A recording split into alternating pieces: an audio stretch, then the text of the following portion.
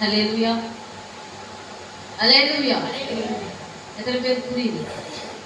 அதனாலதான் ஆண்டவர் சொல்ற, வாலிபன் தன் வழி எதனால சுத்தம் பண்ணுவான்? ஆலயத்துக்கு வந்து வசனத்தை கேட்கறதுனாலையும் வேத வசனத்தை வாசிக்கிறதுனாலையும் அவன் சுத்தமா இருப்பான். தப்பு எது, சரி எது, நீதி எது, நியாயம் எது நான் கற்றுப்பான். சத்திய வசனத்தை சத்திய ஆவியானவர் கிட்டதான் கத்துக்க முடியும். உலகத்துல எங்கேயாவது போதிக்கிறாங்களா? நல்ல வழியில நட, நல்ல பாதையில போ. ஸ்கூல்ல ஒரு காலத்துல சொல்லுவாங்க, நீ சொல்றதுனால டீச்சர்களை அடிச்சிடறாங்க, அவங்களும் சொல்றது. ஹல்லேலூயா.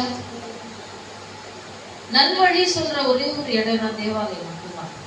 வேற எங்கேயாவது போய் கேட்டு பாருங்க, வேற எந்த மதங்களாவது போதிக்குதா நல்வழிய? அந்த உட்காருங்க, இப்படி நடங்க அப்படி நடங்க யாராவது சொல்றாங்களா? வந்தே குட்டியா போயிட்டே இரு, அவ்வளவுதான். நீ இப்படிதான் இருக்கணும், பெற்றோர் அப்படி கணம் பண்ணு, பெரியவங்களுக்கு இப்படி மரியாதை கொடு, இப்படி படி, எதிர்காலம் இப்படி இருந்தா இப்படி இருக்கும்னு யாராவது சொல்றாங்களா? ஹல்லேலூயா. சத்தியத்தை சொல்லும் போது சத்ருவா மாறிடுவாங்களாம். ஏன்னா எப்படி ஆயிடுவாங்க? நம்ம வேற வேலை இல்லைங்க, எப்ப பார்த்தாலும் அட்வைஸ். என்ன சொல்லுவாங்க? அட்வைஸ். நிறைய பசங்களுக்கு பிடிக்கிறது. அட்வைஸ் இருக்கிறவங்க அழிவுக்கு நேரம் போறாங்க அர்த்தம். ஹல்லேலூயா. அதை ஏற்றுக்கொண்டு கசப்பா தான் இருக்கும். பாவக்காய் கசப்பா இருந்தாலும் அதுல மெடிசன் இருக்குல்ல. கசப்பானது வியாதியை கொடுக்காது, ஆனா இனிப்பா இருக்குது சுகரை கொடுக்குது இல்ல. இன்பமா இருக்குது என்ன கொடுக்குது? வியாதியை கொடுக்குது. ஹல்லேலூயா, ஹல்லேலூயா. அப்போ வாலிபர்கள் வழி சுத்தமா இருக்கணும்னா ஆலயத்துக்கு வந்து சத்தியத்தை கேட்டா மட்டும்தான் வழியை சுத்தம் பண்ண முடியும். கண் கண்ட விதமா ஓடினா, கண்ணுக்கு படுறதெல்லாம் இன்பமா தெரியுதுன்னா கடைசியில் அவங்க கஷ்டத்தை அனுபவிப்பாங்க. ஹல்லேலூயா. சரி, அடுத்த வசனம் சொல்லுது, வாலிபர் யாரா? பிரசங்கி 12:1 பிரசங்கி என்ன சொல்றாரு பாருங்க, வாசிங்க.